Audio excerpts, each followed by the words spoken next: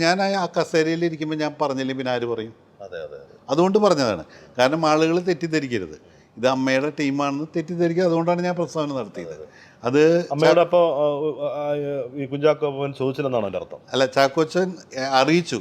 എല്ലാം ഒരു കൃത്യസമയത്തല്ല അറിയിച്ചതെന്നുള്ളൂ. ചാക്കോച്ചൻ ഇങ്ങനെ എന്തെങ്കിലും ബാധ്യതകൾ ഉണ്ടെങ്കിൽ അത് ഞങ്ങളുടെ പ്രസ്ഥാനം ഉത്തരവാദിയല്ല എന്നുള്ള രീതിയിലാണ് കത്ത് ചോദിച്ചത്. അങ്ങനെയാണ്. അല്ല, സ്വാഭാവികമായിട്ടും എനിക്ക് തോന്നുന്നു ലാലേട്ടൻ അതിൻ്റെ ഒരു CC ലോഗരി ആദ്യകാലത്തുണ്ടായില്ല. അദ്ദേഹം ഇപ്പോഴും അദ്ദേഹത്തിന് എത്രയോ ചെറിയ പ്രസിഡന്റ് അവരിട്ട് വെച്ചിട്ടുണ്ട്, അദ്ദേഹം പിന്മാറിയിട്ട് പോലും. അപ്പോൾ അദ്ദേഹവും ഇല്ല എന്ന് പറഞ്ഞു. അപ്പോൾ പിന്നെ നമ്മൾ തീർച്ചയായിട്ടും നമുക്ക് വേറെ താല്പര്യങ്ങളൊന്നുമില്ല. പക്ഷേ ലാലേട്ടനും അക്കാര്യത്തിൽ ഒരു ചെറിയ വിഷമമുണ്ടായിരുന്നു. അല്ല, അതാണ് പ്രോപ്പറായിട്ട് കമ്മ്യൂണിക്കേറ്റ് ചെയ്യണം. പ്രത്യേകിച്ച് ഒരു സംഘടന എന്നോട് പറഞ്ഞില്ലെങ്കിൽ ഒന്നുമില്ല, ഒരു കാര്യമില്ല, ബാബു വേണ്ട വെച്ചാൽ ബാബു വേണ്ട.